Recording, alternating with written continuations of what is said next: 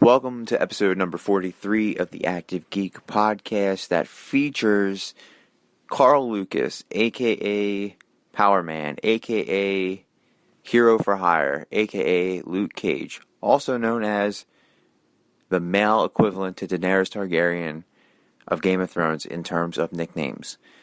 In this episode, Chuck and I dive into the pages of Luke Cage.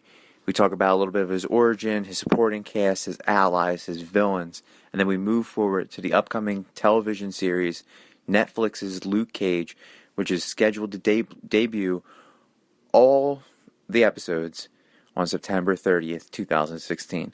So if you know nothing about Luke Cage, and this is the first time you're hearing of him, and you think it might be the guy who does the split and punches you in the balls from Mortal Kombat, listen to this podcast and see if you're right, and see if you might learn something. This is episode number 43 of the Active Geek podcast entitled Luke Cage. Chuck, let me ask you a question. Before we even start this podcast, this episode, what was the last song you listened to? Show Me Love by Robin S. A very good 90s dance song. Yep, straight up clubbing. It's nothing to what I just listened to. The last song I listened to was Moment of Truth by Gangstar. Oh, yeah. Which happens to be the title of the very first episode of the superhero who's about to get the Active Geek treatment, Luke Cage. Yes. Did you know that? I did not know that, no. I knew Gangstar songs were in... Every single episode is a Gangstar title. That's awesome. It was very awesome. So I can applaud, what's his name? Cleo Coker, the showrunner for doing that. Well, he produced... Notorious. Yeah, Notorious B.I.G. movie. Yeah, he wrote it as well too, I believe. But he's very good with like the street hip hop kind of vibe. Well, I love the '90s hip hop. Yeah. So before we even get into the Luke Cage television show, let's talk about the man. Did you know Luke Cage is not his real name? No, I did not. Carl Lucas. I did. Yeah. Carl Lucas was created in 1972 in June by a guy named Archie Goodwin, which is a great name, and John Romita Sr. Yep. So they put this guy together, and... Well, you know why they did it, right? Yeah, but they made him because of blaxploitation. They tried to... It's the only reason he's popular is because of blaxploitation. They tried to pop, Shaft was out, and then... Marvel needed one. They needed an African-American superhero who wasn't Falcon, and who was street... Wasn't running around in a spandex costume. No. And was just like what African Americans were envisioned in the 60s and 70s. So that's the only reason he came to existence. And he was a failing property for a very long time. Yeah. Because blaxploitation films stopped being popular and they stopped being made. And that was the main reason why he was teamed up with Iron Fist, because martial arts movies were being fizzled out as well. So both properties were dying and they were added together. So that's the only... because of those two quote-unquote failures, we had a very popular duo. Yeah. I really... I like Luke Cage. I like the idea of Luke Cage. But it's fair to say that I was not fluent with a lot of the Luke Cage stuff until I did my research. Is that fair to say about you? Yeah, I mean, I had a couple comics and they were never Luke Cage comics. But they were like... Back in the 90s, he was part of the Avengers. Mm-hmm. Yeah, he was part of tons of different teams of the Avengers. New Avengers, old Avengers. And I remember the one... I can't find it. It's got to be somewhere. But I had one cover, and it had like Wolverine on it and Luke Cage. And so, I remember seeing him in that, and then playing the Marvel Ultimate Alliance. Mm-hmm. He was in that. Yeah. And I knew a little bit about him, but not a whole lot. I knew about him because he was, super strong, impenetrable skin, and then the main thing that I knew about was the tiara and the yellow shirt and the chains. Like, that was my main thing about it. But I did also know about, like, the blaxploitation stuff. I knew that before reading up on him. Yeah, I definitely knew that too. Because it fits. Like, you can see what they were thinking back then. And they did Superfly. Yeah, they put him out and they were like, this is gonna be a hit. And for a while it was a hit. It was a pretty big hit. And then where else do you go? There's not a lot of guys fighting pimps in the 80s. Yeah, You know what I mean? When we were reading, when I was reading in the late 80s, early 90s, he wasn't big. So, like I said, dude, I didn't even know if he had any runs back then. He was a supporting character. Yeah. Yeah, so we didn't really, and then even now, I mean, he's gotten a little bigger in the past couple of years, but it's a show that's really gonna the show is back in the forefront. And he's I think it was like as of 06, he was the leader of the Thunderbolts. So they piled him in there, which to my knowledge, most of the Thunderbolts are like anti-heroes and villains. Yeah. Because Crossbones is in it, and Red Hulk, and Punisher, and Elektra, and stuff like that. He's a hero. Yeah. I don't consider him a anti-hero, but I can understand him being a leader of the Thunderbolts, because he is a hero and he knows what's right and wrong, but he isn't afraid to get his hands dirty. I think that should be a gang. If that's not a Gangstar title of a song, that should be "Get Your Hands Dirty." I'm writing it right now in my head. I got the hook. I'm ready. So, what are your general thoughts on Luke Cage? We can go back to the 70s, but we weren't alive. Yeah. We can just go based on perception. What are your thoughts on him? Do you think he's a good hero? Do you think he's just a basic hero, underrated, overrated, or just he fits that common ground where he should be? Well, I think he fits the common ground. I like him. Mm-hmm. Reading up on him and just knowing the little that I knew before and seeing from the trailers, and I love, he's got superhuman strength, impenetrable skin, but he's not this, he's not flying around like Superman or anything. You know what I mean? He's just a normal guy from the streets mm-hmm. that gets these abilities, and he wants to clean up the streets. Yeah, and I like that. He fits the Defender universe perfectly. The only person I don't think personally fits the Defender universe is Iron Fist. Yeah. But I get his involvement and everything. Like, him and Daredevil are perfect. Even Jessica Jones kind of doesn't fit it because she's a superpowered person.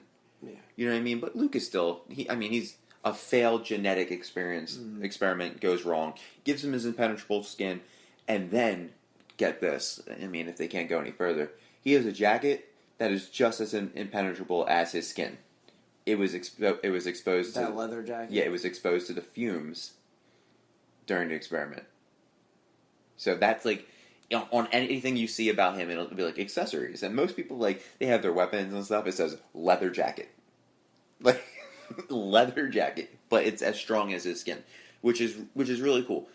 You brought up the comic that you had in the 90s with Wolverine and Luke Cage. Yeah, I would love to see them fight each other. Yeah, that'd be awesome. I mean, impenetrable skin versus adamantium claws. Yeah. Holy shit, that would be.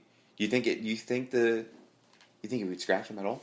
Maybe not. No, I mean, we saw the syringe in the TV show in Jessica Jones go right through, like, just. And they had to do the needle through the eye. Yeah, that was. Which was like, woo. Yeah, that was cringeworthy. For me, Luke Cage, like, my thoughts on him is, I kind of think he's a little underrated and doesn't get a lot of love because he's been bounced around. In a world of superheroes, you need that strong guy. Essentially, Luke Cage is the Thing minus the rocks. You know what I mean? Yeah. Super strength. That's the Thing's deal, right? He doesn't have quick speed. He's just a strong rock person. So I think whereas Luke Cage is the same, the Thing was more popular as Luke Cage because he looked different. Mm-hmm. But then Luke Cage crossed over into the Fantastic Four as well. I don't know if you knew that. No, I didn't. And in a short run, he crosses over with the Fantastic Four, and you have two superpower strongmen, which is pretty cool. I think he didn't get as much love as he should have, and that's partly based on, I guess, there weren't a lot of African American writers back then, and they didn't want to. I feel like, and this is just me speculating, that the writers didn't want to take a risk in writing Luke Cage runs because they didn't want to become stereotypical. Yeah. And that's why, like, you didn't really see a lot of Black Panther comics. Like, he kind of fizzled out too and became a background player. And then Falcon was a sidekick. You know what I mean? He didn't get his time to shine until recently. So I think just mainly it was because the lack of diversity in the studios and with the writers and the artists that they didn't want to take that risk because they were afraid that, it was going to cause them a lot of backlash. Is that fair to say? Yeah, I agree with you. Okay. So I know that you and we have mentioned that we're not as well versed with Luke Cage as we should be, given that we are certified geeks. However, the power of the internet, the power of comics, the power of word of mouth kind of can depict and help our learning, right? Mm-hmm. So when you think of Luke Cage stories, which one did you research? Did you know? Did you find that kind of really piqued your interest? The Luke Cage Noir. Okay. Oh, you picked the one that I had. Luke Cage Noir. That's a great one. We picked the same one? Yeah. I just thought... I love gangster movies. Mm-hmm. I knew you were going to pick it. And 1930, he was... the story takes place in 1930. Yeah, 1935 in Harlem. Obviously, he's a Harlem hero for hire. And yeah, I thought it was, from reading it looked like a pretty cool story, and I just liked the whole era itself. Well, the thing about that with the story and why I picked it as well is because if you remember when we did the Spider-Man episode, that was my favorite suit for Spider-Man. It's my favorite Punisher storyline. It's my favorite Marvel storyline, but besides Secret Wars and the big ones, it's my favorite kind of tucked in little niche one. But the Noir storyline for me is they included Diamondback, they included Will Stryker. These are characters that we're going to see in the television show. Mm-hmm. These are characters that are familiar with Luke Cage. So they did not just bring Luke Cage back into 35 Harlem and say, "Oh, you're going to fight gangsters and bootleggers." They brought back the supporting character, but also adding another character that we'd see more in Spider-Man universe, but would carry over into a lot of the Luke Cage comics was Tombstone. Yeah. And Tombstone, underrated Spider-Man character, kind of looks like Colossus, but I remember reading about it where Luke Cage finds the grave of his estranged girlfriend that he was looking for, and it's empty, and he leans up, and there's Tombstone with a pack of wild dogs and a shotgun over him. Yeah. So intense. And, I'm sure, again, I didn't read the whole storyline, I just read, the bullet points of it, which kind of captivated me. But, there's another storyline that's called Second Chances that I really liked, and that was under the Cage long run, CAGE, it had, the dots next to it. That was the one that I liked, but bootlegging and, it's on prohibition. Yeah, the bootlegging and segregation on top of that. Throwing the Punisher Frank Castle back into 1935 New York, it makes sense because, he fits right in. Yeah. Punisher is like a modern day Al Capone, right? He could be a crime boss if he wasn't an anti-hero. But throwing a black superhero back into a time of 1935 where segregation is super tense and super prevalent, man, that story writes itself. Yeah. So that was I'm shocked you didn't pick Second Chances. I went deeper because I was like, oh, Chuck's not going to pick this one. Motherfucker. It's all good. It's the first time we picked it, it seems to. Yeah. Well, I mean, again, this is a superhero that you and I don't know very much about, and we didn't read the storyline. So to kind of pick out bullet points was, yeah, I get it. So Luke Cage is associated with mainly two people. You got his one night stand that turned into baby mama, Jessica Jones, and then you got his best friend hero for hire, Danny Rand, aka Iron Fist. They're not sidekicks because they're equals. So which teammate do you, if you're Luke Cage, which is a better teammate for you? Is it Iron Fist or Jess Jones? I'd say Iron Fist. Why? One, I like his powers better. Mm-hmm. And two, I don't think you mix relationship with work. You don't shit where you eat. Yeah, no. I've worked with an ex, and it sucked. And I couldn't imagine fighting crime with my significant other. Oh, no, and that's partly the reason why I picked the Iron Fist as well. I think, Iron Fist is an established hero who is in control of his emotions, in control of his powers. Mm-hmm. Luke Cage is the same. You throw Jessica Jones, who is an ultimate curveball. Not only is she your baby mama, right, but she is at a crossroads in her life where she doesn't know if she wants to be a hero, or if she just wants to be a private investigator. So having somebody who's on the fence and really is half in the door, half out the door, can be really dangerous. I don't care how indestructible you are.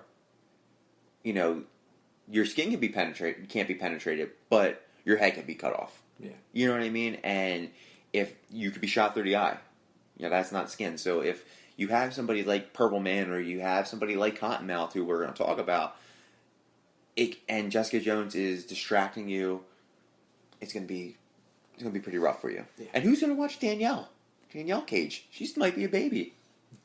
She's not Captain America yet, because you remember we talked about her on our Captain America 75th anniversary episode, as she is the new Captain America in the U.S. Avengers, led by a Squirrel Girl. Talk about that. If I'm going in the battle, Squirrel Girl is not leading me in the battle, not one bit. I don't care how many squirrel powers she has. Do you know about Luke Cage's sidekicks? No, not really. Okay, so there's a chick. Her name's Misty Knight. Okay. And she's like a detective. In the show, she's going to be a detective. We're going to see her, and she's going to be played by a woman named, I can't remember her name's Simone Messick. I'm sorry. Okay. And she is going to be in the show. She's going to be a detective to the main detective that we're going to see in the television show, right? So she gets her arm ripped off. She gets a bionic arm. Who do you think she gets the bionic arm from? Tony Stark. Yep. So she's a kick-ass detective / kind of like mercenary now with a bionic arm. I don't know how much of an extent that we're going to get with this bionic arm. We probably won't see it. Yeah. No. I'm expecting her to wear like a jacket. And dude, if we see Robert Downey Jr. in this, like a flashback, I don't think that would be awesome. But I doubt we're going to see it. And her partner is a chick named Colleen Wing. And she's going to be played by Jessica Henwick.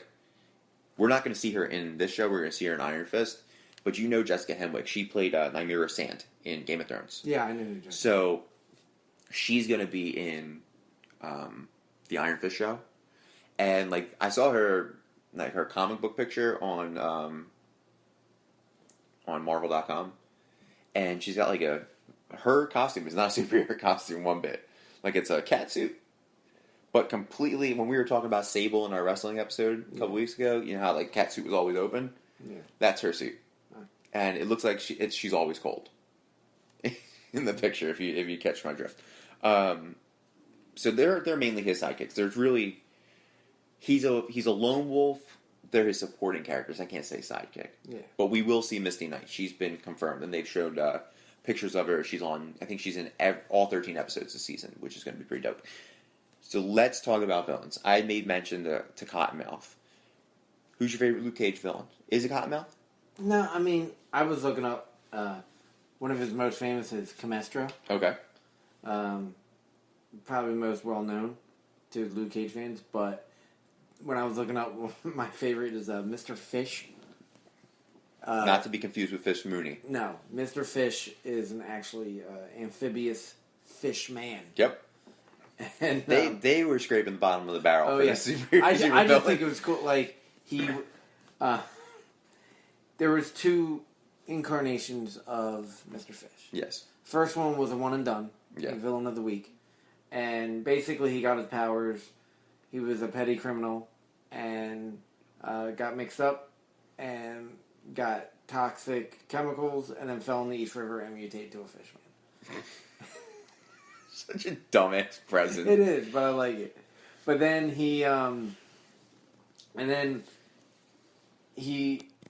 they said he, was a good foe because he had super strength, fish strength. Can he breathe out? Fish strength. What the fuck does that mean? Like, was he transformed into a barracuda, or are we East River? I'm thinking carp, bottom feeders. Did you see what he looked like? No. He's green and he kind of looks like he was transformed into a bass. Yeah. So wait, can he breathe above water? Yes. Oh god, this is getting dumber. Does he have gills? Yeah. His name, I'll show him. His name is Mortimer Norris. Norman Norris? Mortimer.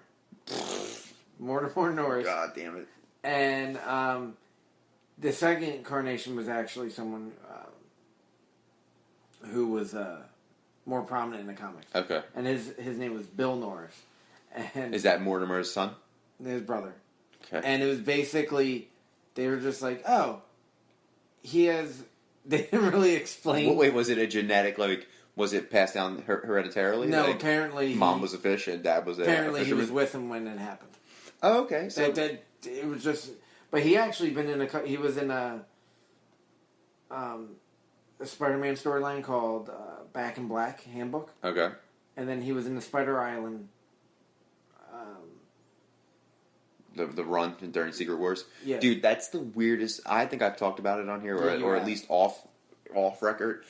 Dude, that's the weirdest storyline that I've ever read. I think issue 6 is sitting on my nightstand. The Hulk is the Lizard. Tony Stark is the Green Goblin, and Captain America is a werewolf. Which Catwolf we've already mentioned in July that he's my favorite storyline for Captain America. Because I love wolves and I love Captain America. But, like, dude, that is a trippy fucking storyline. But yeah, he fought the Heroes for Hire. Okay. And then in a Shadowland storyline, he's a member of the Flash Mob. Okay. I love the name Heroes for Hire, first and foremost. Yeah. I think that's a strong team name. I'd rather the Defender series be called Heroes for Hire. Yeah. Because essentially it's a team up, yeah, but they all well, that was the name of Luke Cage, like his Hero for Hire, Luke Cage. Luke Cage, Hero for Hire. When he's breaking out of those fucking chains. I have that yellow shirt. He's like, "Rah." He doesn't make that sound on the shirt, but that's how when I put it on, that's the post I make. My favorite is Diamondback. Not Mr. Fish. It's not Mr. Fish, not at all. Diamondback we're going to see as well. His name is Will Stryker, not to be confused with Stryker from X-Men. And he's a master of knives. Mm-hmm. So essentially he's Bullseye, but in the world of Luke Cage. I love knives. You know that. I own a lot of sharp objects in my apartment. So of course, somebody who's a master of knives and who is great at hand-to-hand combat is going to take precedent as far as my favorite villains. I don't know how exactly him and Luke Cage are going to, like, how effective he's going to be with just throwing knives at a guy who has concrete skin. Mm-hmm. But it's not just like he's taking a Ginsu and throwing it at you. Well, he has to hit him in the eye. Well, he's also got knives that explode into, like, poisonous gas. So, like, you get that in your lungs, you could die. Which I'm hoping they do, because, I mean, it's not too far outlandish. We've seen it with Arrow, where, you know, Ollie has all his different arrow tips, where it could be a gas, it could be a flash bomb, stuff like that. So I'm assuming Nightshade is going to be... not Nightshade, I'm sorry. Diamondback is going to be kind of... like, his weaponry is going to be similar to Arrow's, just with knives, which is cool. My least favorite villain is Black Mariah. She was this big, fat woman. She was a pimp. She was a pimp. Or a moo-moo. Yeah, she was a pimp and drug lord in the Luke Cage run. In the television show, she's not going to be a pimp nor a drug lord. Or fat. Yeah, and she's already appeared in the Marvel Cinematic Universe. She was in Civil War. She's the woman who confronts Tony at the MIT event and says, "This was my son. He died. He went over to, you know, help." I don't think those characters are. They're not linked. They're not linked. She was casted in Civil War before she was casted in. And she's just going as Mariah. Yeah, she's a politician. Yeah. That's her storyline. She's a politician, so she's essentially what I'm thinking. Because obviously, you and I have not seen the show. It's not out until September 30th. Shit, we should have said that in the beginning when it comes out. September 30th. But I'm assuming that she's going to be kind of like Ruve Dark from Arrow again. So she's going to be like a corrupt politician who's out to control Harlem. So before we go into the next item of business, where would you rank Luke Cage? Like, if you 1 to 100 as far as most popular superheroes, your estimate of where he was ranked? 52. 52. You're almost 20 off. 34. And that was by Wizard. So I don't know how deep they go into things. Yeah. I've seen some of their list, and I've completely disputed it, because some people were high, some people were low. By IGN, he was 72nd. So you were a little bit, like, you're about I 20 went- off I on went each middle way. ground. Yeah, you're perfect. If you were to do top 50 Avengers, this is an IGN. I didn't know this either. Where do you think he ranks? Top 50. 41. No, 15. 15. I don't.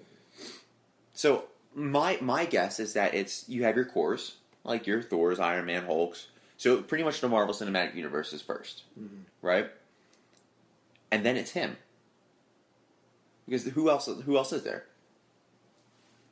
Squirrel Girl? Wolverine. He's probably way before that. He's probably the number 2. I think it would be Cap, Wolverine, Spider-Man, Hulk, maybe. I think he'll probably be ahead of Quicksilver. If you had to pick a team, right? Mm-hmm. And we're all about picking teams, right? If you have War Machine and Luke Cage, who are you picking? Luke Cage. Yeah, I would feel the same I mean, way. War Machine can cover more ground, but Luke Cage is indestructible. Yeah, take the suit away from War Machine. He's just a man. Yeah. That's my whole thing. And one more thing. We talked about Danielle Cage. Mm-hmm. She was named to honor Danny Rand. I didn't even put 2 and 2 together until I read it. So I figured that was something I could bring to the people if they didn't know it. Oh, yeah, I didn't know. Alright, so Luke Cage technically has 2 looks. And I've made mention to it before. He's got the tiara and the yellow shirt. Like the yellow fucking silk shirt that's open, 17 buttons open. And the afro. Then he's got the modern day look. Leather jacket, jeans, bald head, no tiara, no chains. Which look do you prefer? Classic look. Oh, yeah? Afro, tiara, metal armbands, Yep. wrist guards or whatever. By far, it's a great look. He was essentially the black male Wonder Woman. What grown, strong-ass man is wearing a tiara? Let's talk about that for a second. When have you ever seen a man wear a tiara? Might have been That's a bad choice. Because they classify that as a tiara. okay. So, what man have you ever seen wear a tiara? None.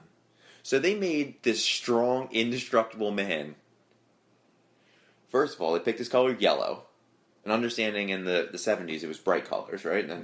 And yellow popped. But he looked like a Princess Lemon. I like the look. You don't. I think the look is funny. I think for the time it's perfect. If I were to move forward now, no. I just don't. I can't. Would you ever wear a tiara? No. Okay. I would wear a yellow shirt and an afro. Well, what if you had a Jerry curl? I'd be. That would be the best look ever, right?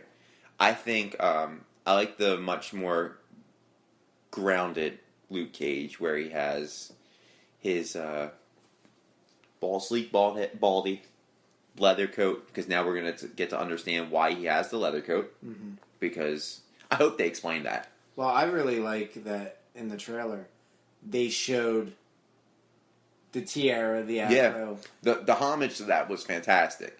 And, he wears a yellow shirt. Yeah. Which is And they did very well, like when they paid homage with Jessica Jones, and they her did suit. Yeah. The only and we've talked about this before. I don't know if on air. Homage that I really would like they did was when Kingpin with the white suit. Yeah, we've made when he mention was of this. looking through the suits and seeing like a white jacket and purple pants and be like, not today. Yeah, I don't. Speaking of Kingpin, did you see that Vincent D'Onofrio was cast in Deathwish? Yes. My Unwanted sequel? Yes. Yeah, or Unwanted That might help remake. a little bit because you like. He's in everything now. Like Jurassic World, Magnificent Seven, now this. So I'm fine. I like Vinny D'Onofrio. So yeah, I like bald no tiara, but I do like what they did. The 70s was a good look in the 70s. Time progresses. It's much better. I like that one better than the hot dog Daredevil suit. Yeah. Like, come on now. Bright yellow at night. And brown. What was with yellow? Like they love the yellow. Luke Cage, Daredevil, and Iron Fist all wear yellow. And we're going to do an episode of the Iron Fist podcast because I have he has several different color costumes. They said we are going to see him full costume. All right, so since we're there, he has the white and gold one, the black and gold one, the green and yellow one. Which one do you like? I like green and yellow. Green's my favorite color. I think we're going to see white and gold. I think so too. I'd like to see. I mean, I'd like to see the green and gold, but the black and gold's pretty strong too. I think black and gold fits more his involvement with the Defenders. Yeah, it's not flashy. Yeah, because everyone, Daredevil's dark red and black. Yeah, he's almost like that. Maroon is pretty close to as dark as you can get, and the Punisher. Don't know if is he confirmed for Defenders. I don't know, but they're saying that his series is going to come out possibly 2017. So they're fast tracking that. Yeah, which brings me to my next point, and this is just me thinking. So Luke Cage and Daredevil, or Luke Cage and Jessica Jones series, fit into the timeline of Daredevil season 2, right? Yeah. Daredevil season 1 takes place after Avengers. Yeah. In their timeline. So is Daredevil season 2 after Avengers 2, or is it after Civil War? Because the propaganda was already going around for the Registration Act in Daredevil season 1 in the police department. Avengers 2. Okay. Yeah, it said what side, in the... Yeah, it was Stan Lee. It was Stan Lee saying, what side I want you for this and that. I would imagine they would have to mention Civil War, right? I would think so. So it's after both, probably.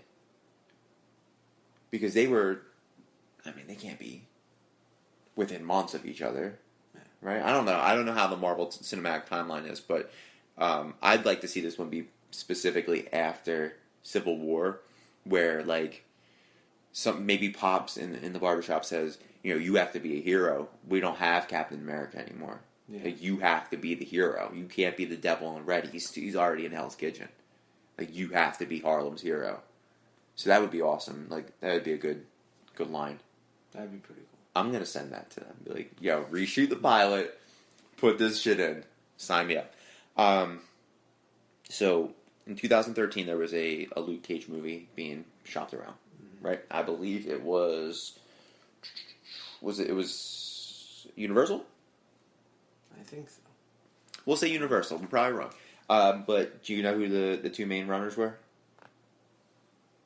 One of them wants to play Green Lantern. Tyrese. And the other one does Verizon commercials that you think are funny. Jamie Foxx. Yes. They were the two front runners for it. However, our boy Idris Elba and Dwayne The Rock Johnson and Terry Crews came out and said they had a lot of interest.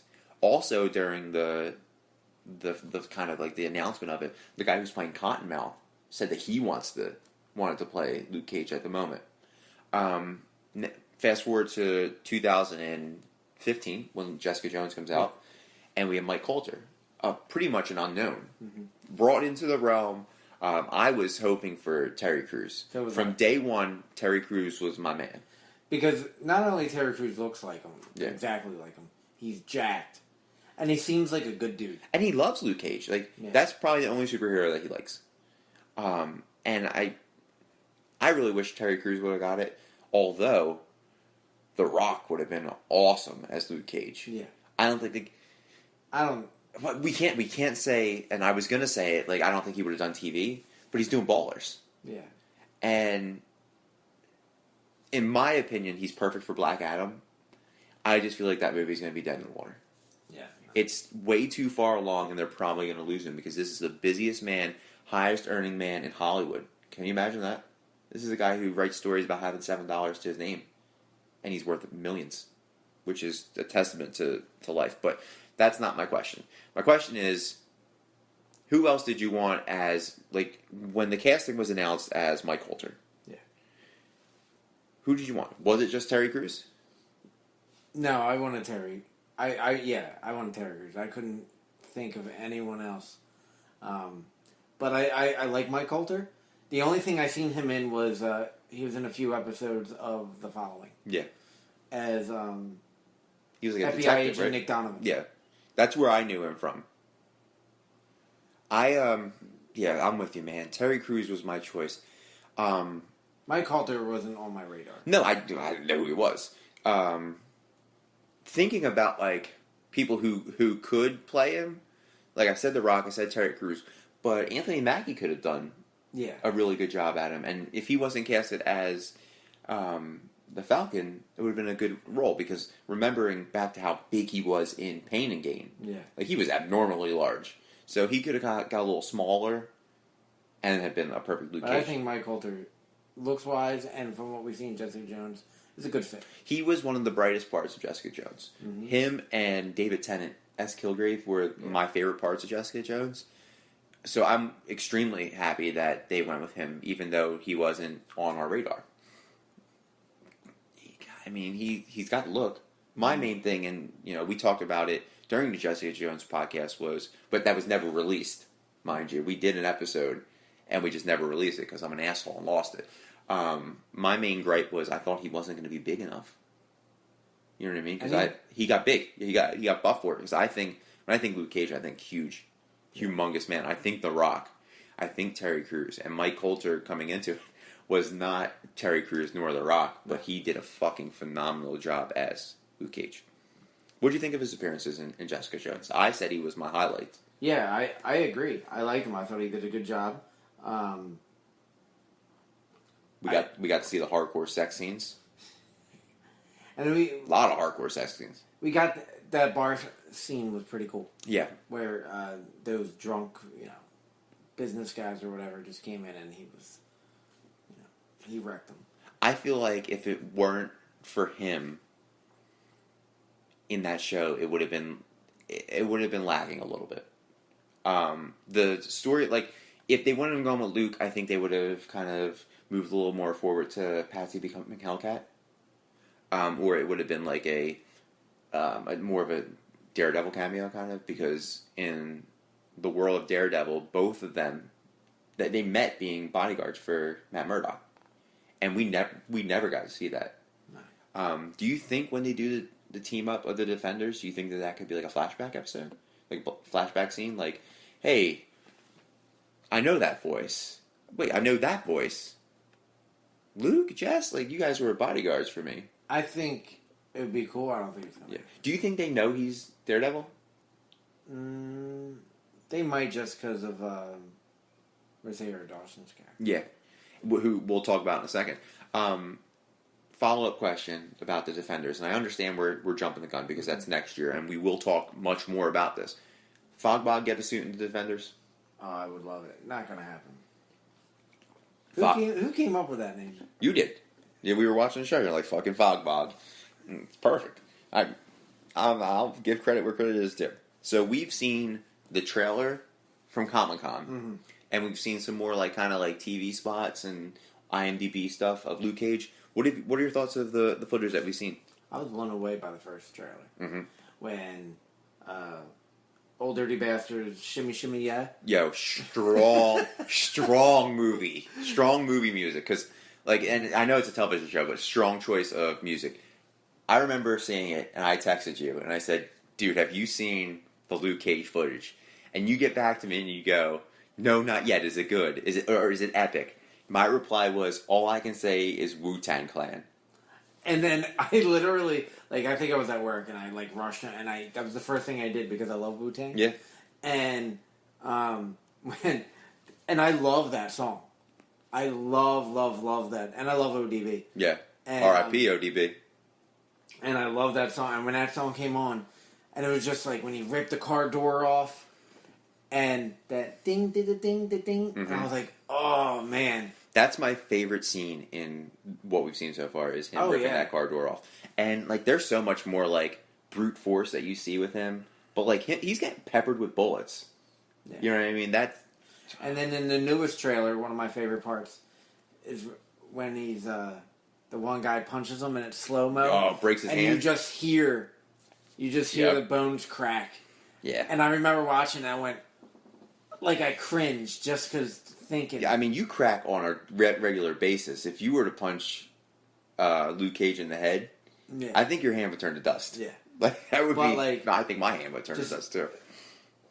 The music choices are, and from what Coulter said, it's going to be a lot of. It's all Gangstar. Yeah. He's a big Gangstar fan. I think that was one of his main pitches. Like, if I'm in this, I'm going to include Gangstar. And I'm familiar with Gangstar because I like throwback hip hop. But I was listening to more of it like this week, pumping me up for the podcast episode. But I was listening to it, and it's so good, man. They're so good. And Guru's dead, but they're so good. I like Gangstar. I thought the footage was, if not the best, probably the second best footage I've seen from Comic-Con. Wonder Woman was fantastic, and I can't discredit that. That was one of my favorite things. So seeing that got me super pumped for it, because just knowing that we got that small sample, and it's not like they're not going back in time and redoing it. Like, we got his kind of how he became this hero for hire kind of deal in Jessica Jones, because when his wife Reva Connors gets killed by Kilgrave and Jess, we're not going to see that. You know what I mean? We might. I can't speculate, but I don't think we need to see it. We already saw it. So this should pick up right after his involvement in Jessica Jones, and him saying, "You know what? Harlem needs a hero. Pops, Harlem needs a hero. We don't have Captain America anymore. Let's get to it." I think that should be what people say. Let's get to it. Is that a common catchphrase? Is there a superhero that says, "Let's get to it"? I don't know. That's going to be my catchphrase. Let's get to it. All right, what are your thoughts about Cottonmouth? I like that he's a more grounded villain, not like Mr. Fish. Yeah. Or Camestro. Yo, if Mr. Fish makes a cameo on this show, I'm stopping it mid-binge. Like, if it's episode 6 and he's like, "Hey, I'm Mr. Fish," and he jumps out of the water and nobody laughs at Mr. Fish. That was the storyline you were talking about. I will turn that shit off right away and kick you out of my party. Well, I like because Cottonmouth fits the grounded Marvel Netflix universe. So I like it. The guy, I think he's a good actor. He was, his name is Mahershala Ali. Good job. And he was in House of Cards. He played Remy Danton. And I thought he was really good. He looks very menacing in the trailers. Yeah. And he's a drug kingpin. Yeah. And pimp. Everybody's a pimp in Harlem, apparently. He had the look, though. The pimp look? The green and gold pimp suit. The only thing is I didn't like, he had like razor metal teeth. Yeah, well, here the thing that I'm getting with Ramita and Archie Goodwin is that I think they like snakes. Yeah. Diamondback, you think Cottonmouth, you think snakes. Well, Cottonmouth was it's a drug term. Well, no, there was another Cottonmouth, and first appeared in Captain America Volume 1, number 310, and it was a serpent character. Like Mr. Fish? No, it where he was dropped in a snake pit? It was a man dressed in a serpent costume, and it was like a purple and yellow snake suit. That's stupid. I'm glad that they went razor teeth. Yeah. I think number one, Cottonmouth is a great name for a drug kingpin, because, Cottonmouth is sometimes attributed to drug use. Yeah. Because you get that Cottonmouth. I think I agree with the groundedness of him being in Harlem. The thing with the casting, I'm not against the casting. I'm shocked that it didn't go to Michael K. Williams. Yeah. He fits this series perfect. He does. Maybe he wasn't on the radar. Maybe he asked too much. Maybe he denied it because he didn't want to get pigeonholed into stuff. But I think that's his bread and butter right there. Streets, like from The Wire, and he's in this show called The Night Of on HBO. I don't know if you watched it yet. No. I saw 5 minutes of it, and he orchestrated a beating in a shower. And I was like, oh, Michael K. Williams for you. And he was in The Road. We talked about The Road in the movies, reboots, and remakes episode, where he's the naked black guy who is begging for clothes. So I'm shocked, but that he didn't get the role. But there's really not much. Like, we didn't see a lot of footage about Cottonmouth. No. So I like the image of him standing in front of the Biggie poster with the crown, and the way he's fit, it looks like he's wearing the crown. On him. Yeah, that's I thought that's a strong image. Yeah, it's a good image. And then, well, he's not the only villain. There's another villain in it called Shades. Yeah. Do you know much about Shades? I know a little bit. He was like the best friend of Luke Cage. They were in the gang, the Rivals, together. And then when Luke kind of goes into this whole superhero, gets the experiment, Shades becomes much more deeper into the gang, the Rivals, and that's where Luke's like, you got to get out of this, and there's some tension between them, and he becomes a villain. Yeah, he's an expert in hand-to-hand combat, which would be cool. He's a lot smaller. The guy playing him is Theo Rossi. Yep. Who played Juice in Sons of Anarchy. Yep. Well, in the comics, I don't know if he's fitted with a visor. Yeah. That shoots laser blasts. I don't think we're going to see that. No, I don't either.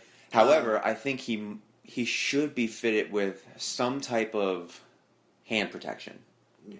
And kind of like if the things that Whiplash wore in Iron Man 2, if you could harness that into fists, I think that would be much more practical than a laser blasting visor. Yeah, just when I was reading it, the first thing I was like, it's Cyclops not being immune. Yeah. So, I think it would be cool if he, like a one-on-one, if he's a master at hand-to-hand combat. Yeah, so they're kind of changing up his name because he was Nightshade in the comics, and he's going by Shades now. I get it. I think Nightshade would have been awesome, though. I thought it was Shades in the comics. No, I wrote down Nightshade because I think he was a pretty prominent villain in that storyline. But Shades is a good street name. Yeah. Maybe he's gonna have glasses because Shades, that's what you call sunglasses. Well, not with lasers though. Well, Cottonmouth was the one that kind of gave orchestrated Luke Cage getting his power. Mm-hmm. So maybe he had something to do with Shades getting the glasses. I cannot see laser eyes in this dark iteration of Luke Cage. Yeah, I don't know. Maybe. No, man. In all that we've had Kilgrave, but kind of like his superpower was the manipulation of the mind, which is not really outlandish. We had the Hand, which were a bunch of ninjas. We had Punisher with guns. I mean, I agree that's not grounded, but why you could just put anyone in there. Why put in a character like that? Maybe he has shades that are much more tactical as opposed to a weapon, where he can they give him night vision and he can get thermal scans and he can, I don't know, it gets Wi-Fi and he can hack. More technical. Yeah, that might work. I think that's much more practical. Although including supernatural stuff into it would be great because you have to fit Iron Fist in there. Yeah. He's not just a karate expert. My man has plasma coming out of his hand. So I don't know. I don't think Shades is going to have Cyclops eyes. Sorry to disappoint. I know. What are you expecting this season? Are you just only expecting the sci-fi, or not the sci-fi, the Cyclops eyes? No. Okay, what are you expecting? I think, in one phrase, a gritty beatdown of the series. I think there's going to be a lot of action, just from the trailer we've seen. I think, like I said, it's going to be dark, it's going to be gritty, it's going to be, I think it's going to be awesome. I'm expecting it's going to be a great series. It already looks like it's going to be a great series. I'm expecting this to be a cornerstone of the Defenders, but also a stepping stone to get to Iron Fist. Luke Cage, I feel would be better in a team scenario, like with a Jessica Jones or an Iron Fist. So including him into the universe is great. So I think that we're going to see maybe like the last scene is going to allude to Danny Rand, where he shows up at like Luke Cage's door, and he's like, "Hey man, I'm back." Like they have to know each other, I would think, right? Yeah. So maybe like we've already seen the Rand name, you know what I mean, in Daredevil season 1. So I think we're going to hopefully see Finn Jones at least for one brief second. So I think this is going to be a cornerstone, but yet a stepping stone for me. Do you think we see Jessica? I think we do. Is it going to be a new scene or a flashback scene? I think a new scene. She hasn't been listed on anything. No. And they're currently shooting her series, season 2, and she's shooting The Defenders, so it would make sense. Yeah. I would like to see it, and I'd like to see it in more of an action sequence. I'd like to see them team up again. Yeah, rather than a sex scene. Them banging it out. Yeah, I mean, I've seen that enough. Although, like, I like Kristen Ritter, and if she's getting plowed, that's fine. But I'd rather see her. I'd rather see her powers. I want to see the hero, not the private eye, not the on the fence kind of person. So you think we do? Because she didn't really kick much ass, and she did a little bit, but yeah, she was kind of angsty yeah. in the first season, and I get it. You know, she had a lot going on. Nuke was going to be set up, and Hellcat was going to be set up, and you have Kilgrave, who. My main gripe with Marvel is that they kill off villains way too soon, with Ultron and with Malekith and Yellow Jacket, and Red Skull for that matter. We don't know where he's at. They killed off Kilgrave.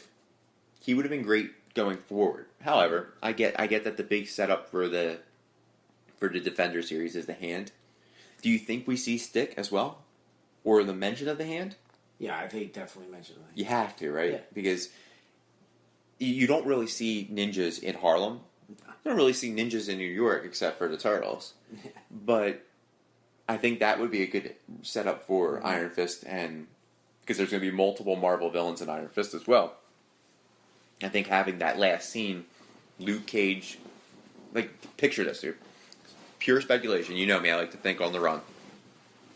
Luke Cage he defeats Cottonmouth, and he hears something. I feel like it's going to be on a rooftop, because every episode of every season ending pretty much ends on a rooftop. Yeah. Right? So he's on a rooftop with Cottonmouth. He's punching him, and Cottonmouth's backing up, and he falls off the rooftop, right? And on the next rooftop, you see this dude fighting 2 to 3 other guys. Luke Cage screams across, turn around, it's Finn Jones, Iron Mask, fighting the hand, and fade to black. Or Iron Fist, yeah, I don't know why I said Iron Mask. We're not Leonardo DiCaprio. Right? Turns, looks at him, fade to black. That'd be cool. That'd be a great setup for the next series, right? Yeah, you love your scenario. I just thought of that. Like, I didn't write it down. You can check my paperwork. I did not write that shit down. It's right here. So, that's my next question. I think I've already asked it. Do we see Iron Fist? Yeah. Yes. That in my scenario, we're seeing it. I wrote Marvel already. I said, listen, I just telepathically wrote them and said, hey, this is what I want to see happen. Chuck and Jim, Active Geek, write it down. Consultants. I mean, boom. We're consultants for Marvel. I would really like and think, but if we don't, we definitely see some references. Mm-hmm. I thought we were going to see references to Iron Fist in Daredevil Season 2 when the leader of the Yakuza is in that room. Yeah. And there's all those artifacts and stuff. Yeah. That would have been the perfect time. Yeah. That would have been a perfect setup for him or Doc Strange. You see the eye in there? Oh my god, dude. Oh, I'm hoping to get some nerd boners during Luke Cage. Not like literal boners, but my nerd boner is going to be peaked.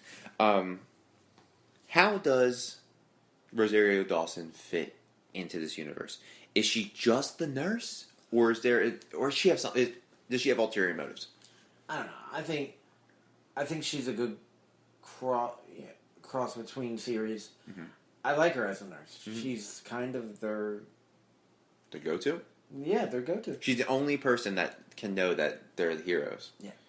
And because you think about it, like, you know, Luke Cage actually needed help. Normally doesn't. Mm-hmm. But, you know, like Daredevil and, you know, they need someone and they just can't go to the hospital and be like, hey, I got shot or I got stabbed. It's really hard for a blind lawyer to explain bullet holes. Yeah. You know what I mean? But, you know, I like her character a lot. And I always like Rosario Dawson. Mm-hmm. I love Rosario Dawson. And I liked when she was cast in Daredevil season 1. Mm-hmm.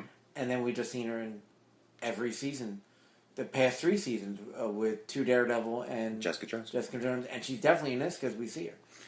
Yeah, work with me on this. This is my theory. I feel, yes, that she is the nurse. She's essentially their doctor. But I also think that she is the Defender version of Nick Fury. She's going to get them together. There's going to be a problem, and she's going to be that force is like, listen, she's going to see Matt, and she's like, you can't do this on your own. Yeah. You could barely defeat Stick the first time, and you needed Elektra's help. You know what I mean? And Jess, you couldn't fight Purple Man without Luke. And Luke, you couldn't fight Cottonmouth without Danny. And Danny, you needed Punisher to help you. Like, you needed Frank to help you. I feel like she's going to be that person that says, the Hand is taking over New York. You need to get your shit together, and you need to become heroes. You need to become a team. You can't do this on your own. I agree. She's not going to be like one eye patch and have. Well, when you first said it, she's not going to have a shield working with her. But I feel like she's going to. No, she's going to be the Defender Initiative. Yeah, I think that's what she's going to be. It's not too outlandish, right? No, not at all. Okay, thought of that on the fly too. Because she was even saying Daredevil season 2, like, you know, she was kind of saying that too, like, you know, go ahead. You can't do this alone. Yeah. And to that point, like, Matt doesn't know about Jess, as far as we know. Yeah. Jess and Luke know about each other, and hopefully Luke and Danny know about each other, mm-hmm. but we don't know if Matt knows about him. So meanwhile, while Matt's in Hell's Kitchen, which is in Harlem, he doesn't know that Luke Cage is around. He doesn't know, like, we've never seen, to my knowledge, we never saw Luke Cage's bar in Daredevil. No. In 2 seasons, we never saw it. Like, I could have imagined the Punisher getting a pint at Luke Cage's bar. Yeah. Like, that would have been a good setup scene. But we never seen that. So, I don't know if we're going to see, like, who knows who. You know what I mean? We just know that Luke knows Jessica. Right? Yeah. I think Patsy's going to be Hellcat, full costume in Defenders. Think so? That's my fault. It's my fault. She was already cast for it. So I wouldn't mind that. Yeah, me either. Would you like to see, and this has been kind of controversial because James Gunn came out and said that it's probably not going to happen, but would you like to see Luke and the other Defenders that we've seen so far join the Avengers for the Infinity War? Oh, definitely. I would love Daredevil in there. And I think Luke Cage would be a strong asset. Yeah, absolutely. Because you never know what the Hulk's going to do. Yeah. And in both Avengers, he's kind of been absent until the very end. Yeah. You know what I mean? So having somebody who is human, has control of his emotions, but is super strong, and bullets aren't going to, you know what I mean?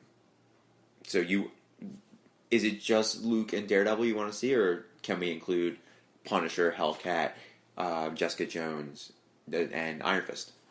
I'd like to include the main ones I would want is Daredevil and Luke, because I think they would be the most, not